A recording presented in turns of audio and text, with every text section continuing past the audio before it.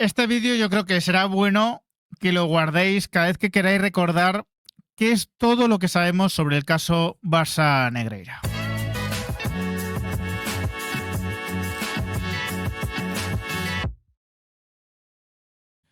Muy buenas a todos, ¿qué tal? Este vídeo lo estoy grabando, bueno, pues después de la victoria del Madrid contra el Girona, pero realmente no sé cuándo lo sacaré el vídeo, ¿no? Porque es un vídeo que pretendo que sea atemporal, ¿no? Y bueno, y lo primero que pretendo es también reivindicar la labor que ha hecho, bueno, pues dándole forma a este vídeo a Javi Alberdi, a Collins, ¿no? A mi amigo, porque la verdad es que ha escrito un hilo en Twitter que es magnífico para entender el caso Negreira y para también evidenciar todas las mentiras que muchos medios y por supuesto muchos aficionados están deslizando sobre el caso Negreira para tratar de quitarle peso, ¿vale? Es un hilo muy didáctico y que va a servir para entender absolutamente todo, ¿no? Y que paso a compartir y por supuesto también a comentar, ¿no? Si puedo aportar mi granito de arena, lo voy a aportar también, aunque el trabajo, ya digo, es magnífico. No hay pruebas, ¿no? No hay pruebas. Este es, digamos, ¿no? La introducción, porque viene de una discusión con un periodista del Barça que es Carles Escolán. Bueno, va enumerando, ¿vale? Pagos constatados de 8,5 millones al vicepresidente del CTA, ¿vale? A las empresas, ¿no? Por precisar, de Enríquez Negreira. Los pagos se detienen el día que deja el cargo 17 años después, ¿vale? Es verdad que ya en la época de Núñez empezaron los pagos, ¿no? Pero con facturas desde 2001 hasta 2018. Justo en el momento en el que Negreira deja de ser vicepresidente del CTA, que es, digamos que, despedido, justo en ese momento es cuando el Barça corta la relación. Negreira confiesa en los primeros interrogatorios que los pagos eran para garantizar la neutralidad de la competición. Algo que hemos comentado muchas veces, ¿no? El único interrogatorio realmente, ¿no? La única declaración que ha habido de Negreira en un organismo oficial, que fue en Hacienda, preguntado, dijo muy claramente que era para garantizar la neutralidad de la competición, ¿vale? Que el Barça quería neutralidad, básicamente. Cuando rompen con Negreira, este envió un fax amenazando con destaparlo todo.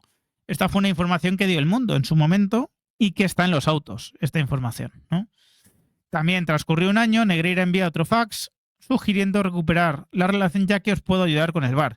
Después de la famosa liga que se lleva el Madrid, que hubo bastante polémica porque le pitaron una serie de penaltis al Madrid, Negreira se pone en contacto con el Barça y les dice os puedo ayudar con el VAR. Otra información que también sacó El Mundo y que también forma parte de los autos.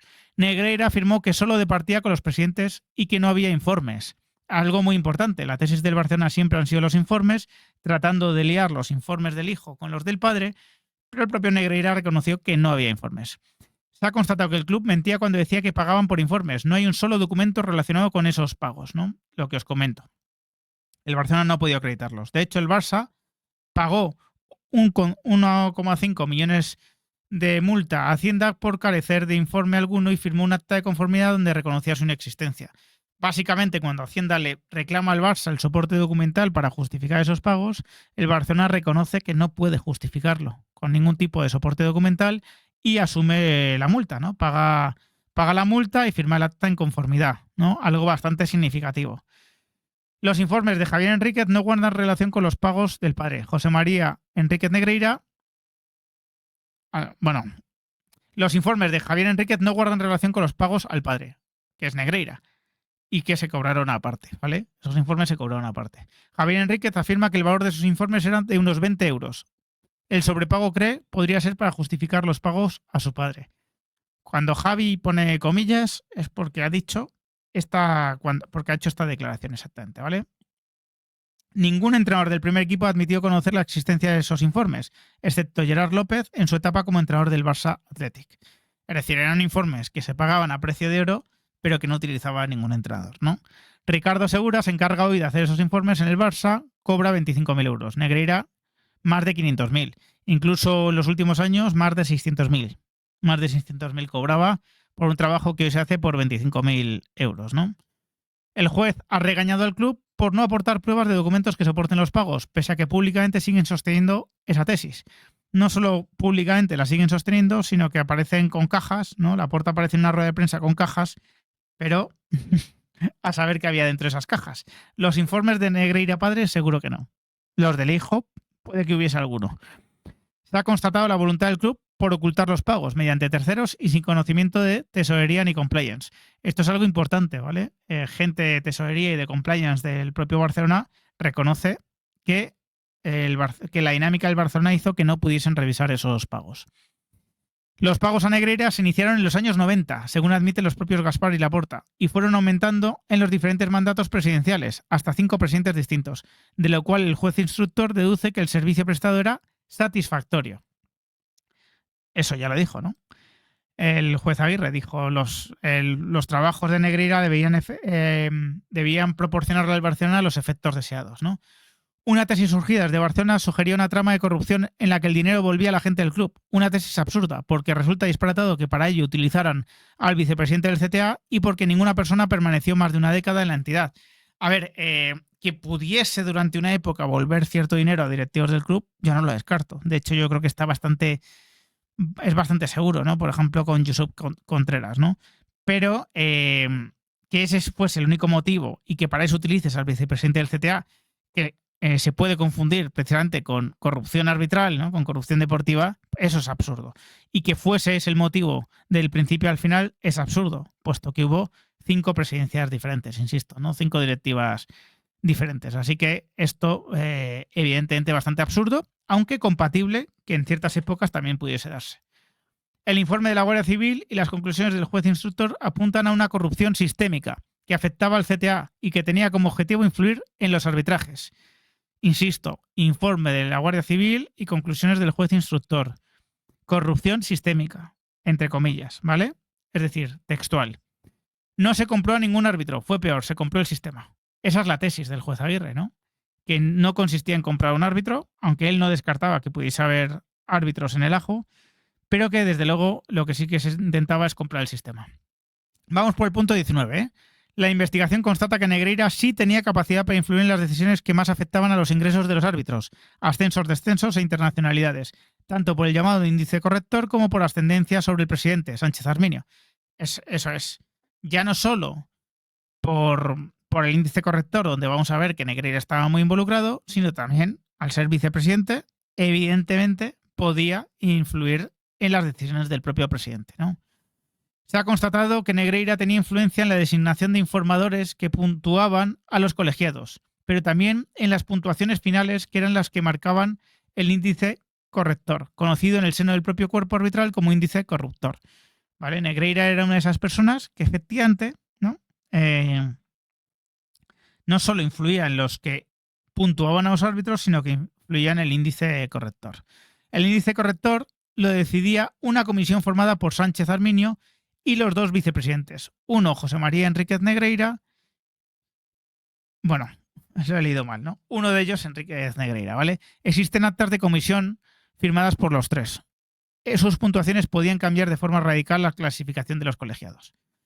Exacto. O sea, subían y bajaban a los colegiados de manera espectacular. Negreira se ha constatado, a su vez, que era el encargado de informar cada cierto tiempo a los colegiados, presencial o telefónicamente, de su posición en la clasificación, de si iban bien o iban mal. Bueno, pues esto ya lo hemos sabido. El testimonio de los colegiados interrogados refleja que eran conscientes de la arbitrariedad del sistema de puntuación y de la importancia que tenía Negreira en el mismo, así como la ascendencia que tenía en el propio presidente Sánchez Arminio. Esto lo hemos visto, ¿no? Hemos hablado incluso de que tenían terror. Algunos árbitros tenían terror a Negreira, ¿vale? Del mismo modo que los colegiados afirman que fueron independientes, de lo contrario incurrirían en delito. Claro, es que ¿quién cree que un árbitro que no hubiese sido del todo independiente lo va a reconocer? Si estaría reconociendo un delito de corrupción deportiva. Casi todos admiten que la presión que se ejercía sobre ellos era palpable, un mecanismo que admitió en el interrogatorio hasta el propio Iturralde González. Más allá de las evaluaciones telefónicas de Negreira sobre si iban por el buen camino, los árbitros eran custodiados por su hijo en muchos partidos disputados en el Camp Nou. El Barcelona casi siempre se reunía con el propio Negreira antes y después de los encuentros. En Barcelona casi siempre se reunían, ¿vale? Es decir, en los partidos de casa, el árbitro muchas veces se reunía con el propio Negreira en el bar Torralba, creo que se llamaba, o algo así, y en cualquier caso, pues muchas veces también con el hijo. En un documento encontrado en la Operación Soule, en casa del directivo Contreras, se estipulaba unos pagos a Javier Enríquez de 50.000 euros anuales y 10.000 más con esta justificación.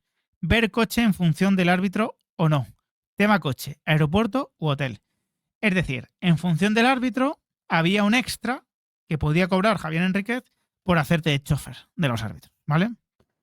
En una anotación del libro de contabilidad de José María Enríquez Negreira se apunta lo siguiente al respecto de un pago por un informe de su hijo, ¿vale?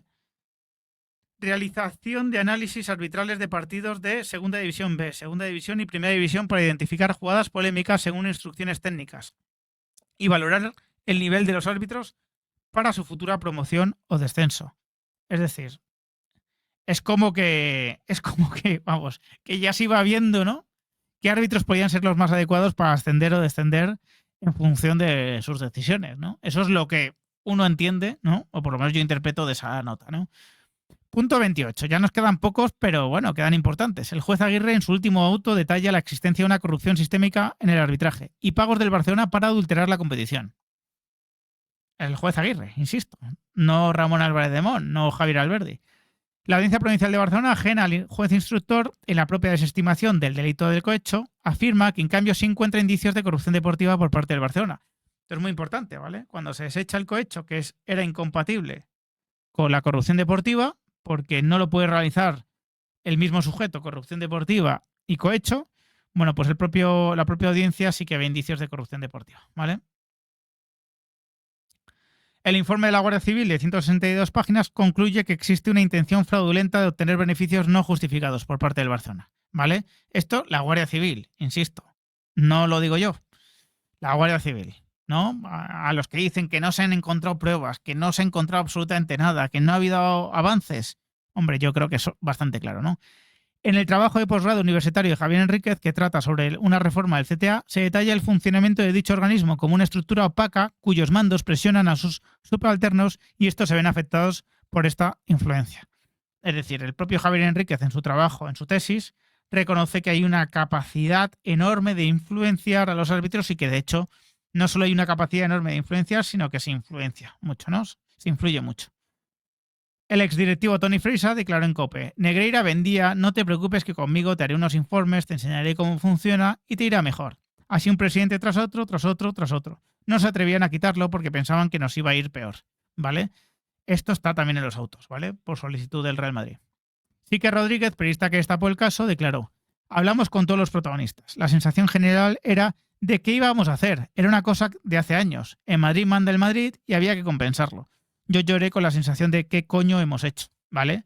Eso decía Sique Rodríguez como seguidor del Barça. ¿Qué coño hemos hecho?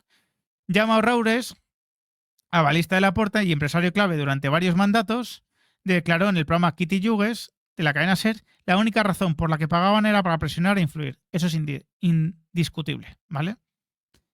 35. Adrián Soldevila, en charla con Colegi de Periodistas, confesó que Bartomeu le dijo: cuando se dejó de pagar a Enríquez Negreira, el Barça no ganó ninguna liga. ¿Qué pasó ahí? Igual nos equivocamos dejando de pagar.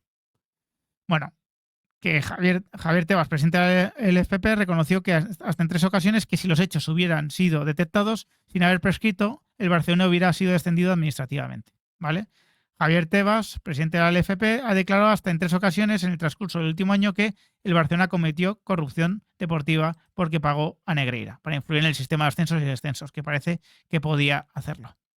Parece también claro, aunque o cuando menos sospechoso, el nombramiento de Albert Soler al mando del CSD, justo los meses que quedaban para que prescribiera el caso. Soler ya había sido interrogado por la policía y no informó como así era su deber. El caso prescribió y dejó el CSD.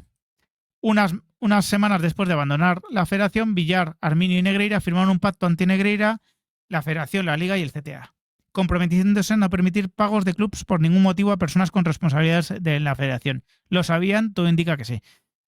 Os digo, la información que yo tengo es que la liga exige esa cláusula tipo ya en todos los acuerdos que firma, por ser justos también. Pero más allá de los indicios que apuntan a que se prescribió el caso, para evitar el descenso del Barcelona quedaba la otra vía abierta. Para ello, el Código Ético de la Federación Española, que contemplaba el delito de corrupción deportiva y la sanción de descenso. En agosto del 21, Luis Rubiales ordena por sorpresa y celeridad una votación para la anulación de todas las sanciones del Código Ético de la Federación. No se dio ninguna justificación. El Barcelona ya no podía ser sancionado deportivamente en España. A todo ello contribuyeron y siguen contribuyendo la gran mayoría de medios mediante apagón informativo o lo que es peor, mal informando para intoxicar y que el asunto vaya quedando poco a poco en nada. Seguimos la misma ruta del estado de la Operación Puerto. Por último, reitero, el delito de corrupción deportiva es de mera actividad y por lo tanto no es necesario su consumación, sino solo la intención de llevarlo a cabo. El Barcelona debió ser descendido a primera ref por el mayor escándalo de la historia del fútbol. Fin. Bueno, si después de todo esto no tenemos claro el caso Negreira, pues hombre, es porque no queremos tenerlo claro, ¿no? Pero yo creo que es bastante evidente, la verdad. Bastante evidente. Y bueno, pues agradecerle a Javi este esfuerzo, ¿no? Por explicarlo y por recopilarlo absolutamente todo. Así que, sin más, me despido. Espero vuestros comentarios. Si os ha gustado el vídeo, dejadme un like, compartidlo y suscribiros al canal los que no estáis. Un fuerte abrazo.